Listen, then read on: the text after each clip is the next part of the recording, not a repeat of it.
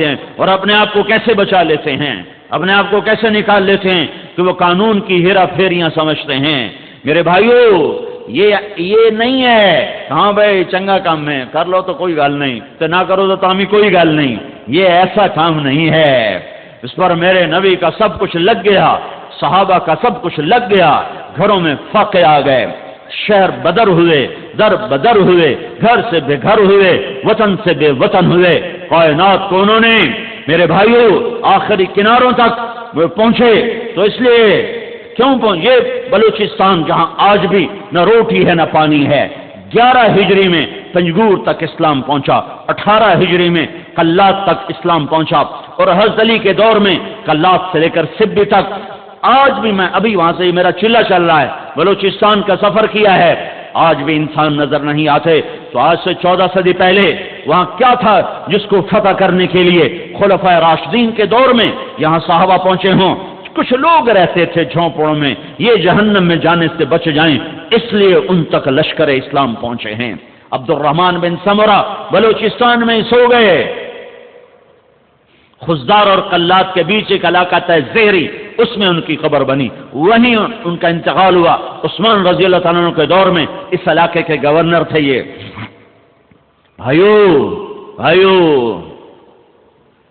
یہ تو اس امت کا مقصد تھا، مقصد اسی کو ہی، کوئی بات نہیں، مستحب ہے، تبلیغ مستحب ہے۔ جب علماء سے سنتا ہوں تو میرا کلیجہ چر جاتا ہے، کیسے سمجھاؤں، کہاں سے الفاظ لاؤں جو دستک دے سکیں دل کے دریچوں پر۔ جو پھرے گا وہ سمجھے گا، جو پھرے گا وہ سمجھے گا۔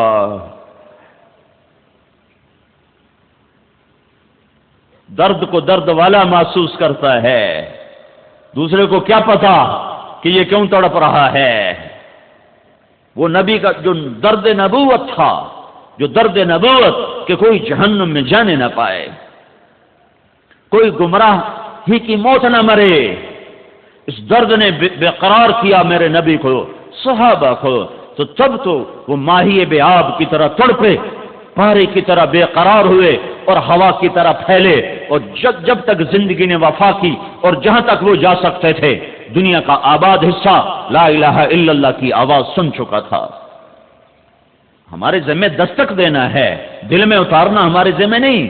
ذمہ کہا کرتا ہوں، تشکیل ہمارے ذمہ نہیں، پہنچانا ہمارے ذمہ۔ یہ کتنے تبلیغ والے بے وقوفی میں کہتے ہیں بیان اصل نہیں تشکیل اصل ہے۔ بھائی بیان اصل نہیں تشکیل اصل ہے، نہیں، دعوت دینا اصل ہے، تشکیل تو میرا اللہ کرتا ہے۔ میں کسی کو اٹھا سکتا ہوں؟ ہاں بھائی بیان اصل نہیں، میں 3 گھنٹے بیان کر کے بیٹھا ہوں، تھک کے کمر میں درد ہے، اور تشکیل والا کہتا ہے بھائی بیان اصل نہیں تشکیل اصل ہے۔ مجھے خامخواہ بٹھایا تھا 3 گھنٹے یہاں؟ دعوت اصل ہے، ہمارے ذمہ دعوت دینا ہے۔ اگرچہ بت ہیں جماعت کی آستینوں میں، مجھے ہے حکم اذان لا الہ الا اللہ۔ میں تشکیل نہیں کر سکتا، میں دل نہیں پھیر سکتا۔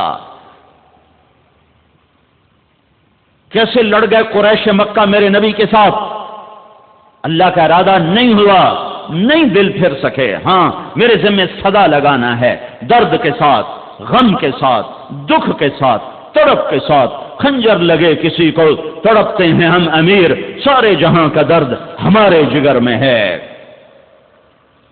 یہ مزاج اسلام ہے، یہ مزاج ایمان ہے کہ کسی کو گمراہی میں دیکھ کے تڑپ جاؤ، نفرت نہ کرو، نفرت نہ کرو۔ وہ اداکار آتے ہیں، یہ سٹیج کے اداکار آتے ہیں، مولانا جمشید صاحب سے آ کر رات کو 2-2:30 بجے ان کو اٹھاتے ہیں، 2-2:30 بجے 80 سال کا بوڑھا۔ تو جواد وسیم صاحب جو اداکاروں میں کام کر رہے ہیں، وہ 2 باتوں پہ کہتے ہیں سارے اداکار روتے ہیں، 2 باتوں کہ ایک 80 برس کے بوڑھے کو رات 2 بجے اٹھاؤ، وہ تو کہے گا کم بختو کہاں مجھے اٹھانے آ گئے ہو، تمہیں میری صحت کا خیال نہیں۔ تو کہا ہم یوں ہاتھ لگاتے ہیں تو مولانا جمشید صاحب آنکھ بعد میں کھولتے ہیں اور مرحبا مرحبا پہلے کہتے ہیں، مرحبا مرحبا مرحبا۔ تو کئی اداکار اسی پہ رونے لگ جاتے ہیں کہ اس کو تو گالیاں نکالنی چاہیے تھی بابا جی کو، اور یہ کہہ رہا مرحبا مرحبا۔ پھر مولانا جمشید صاحب کہتے ہیں بھائی وہ ہماری بچیوں کا کیا حال؟ کس کو کہہ رہے ہیں ہماری بچیاں؟ سٹیج پہ کپڑے اتار کے ناچنے والیاں، تھیٹر میں ننگے ناچ کرنے والیاں، تو جواب سے کہتے ہیں بھائی وہ ہماری بچیوں کا کیا حال ہے؟ کہ اس بات کو سن کر کوئی تبلیغ کے بغیر، کوئی دلیل و برہان کے بغیر آنسو لوگوں کے یوں نکلتے ہیں کہ جن پر تھوکنا بھی دینداروں کو گوارا نہیں، ان کو اتنا بڑا عالم کہہ رہا ہے ہماری بچیوں کا کیا حال ہے۔ یہ درد نبوت ہے، یہ دھکے کھائے بغیر نہیں ملتا، یہ گھر چھوڑے بغیر نہیں ملتا۔ ہاں یہ اتنا آسان، درد نبوت ایک عمل ہے، کبھی عرش پر، کبھی فرش پر، کبھی در بدر، کبھی ان کے گھر، غم عاشقی تیرا شکریہ میں کہاں کہاں سے گزر گیا، کبھی راستوں میں تنہا، کبھی ہوں ورود صحرا، میں جنوں کا ہم سفر ہوں، میرا کوئی گھر نہیں ہے۔ وما الحیات الدنیا الا متاع الغرور، وما متاع الحیات الدنیا فی الآخرة الا قلیل، لعب ولهو وزینة وتفاخر بینکم وتکاثر فی الاموال والاولاد کسراب بقیع یحسبه الظمآن ماء۔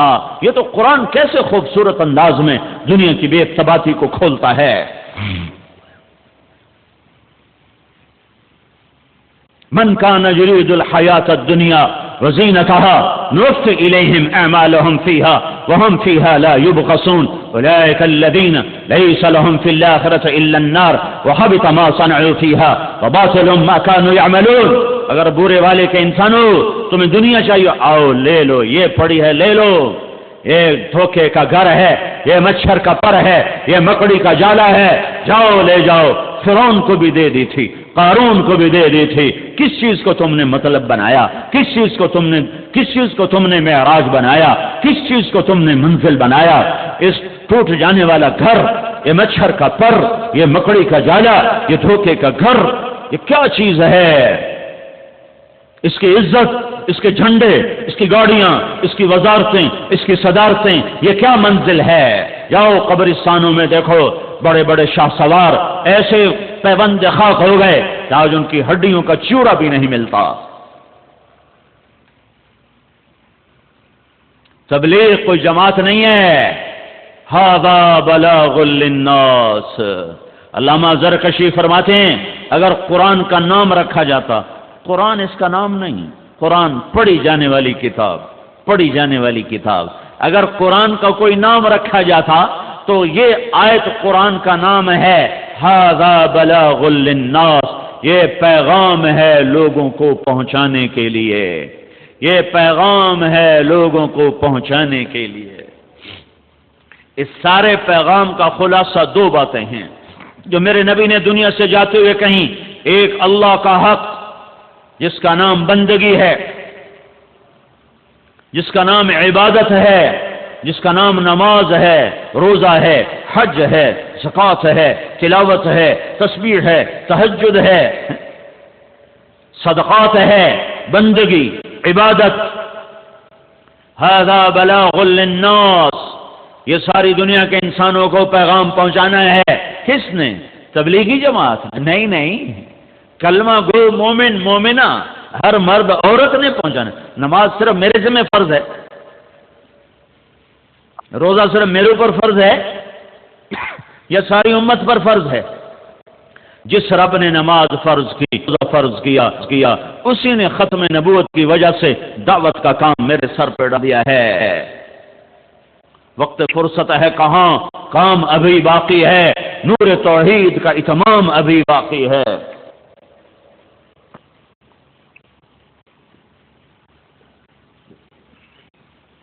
اللہ تعالیٰ کی بتائی ہوئی زندگی کے پر چلنے والے ہی سکھ پاتے ہیں، اس کو چھوڑنے والے ہلاک ہو جاتے۔ مال و دولت، سیم و زر، جام و مینا کچھ نہیں انہیں کام آتا تھا۔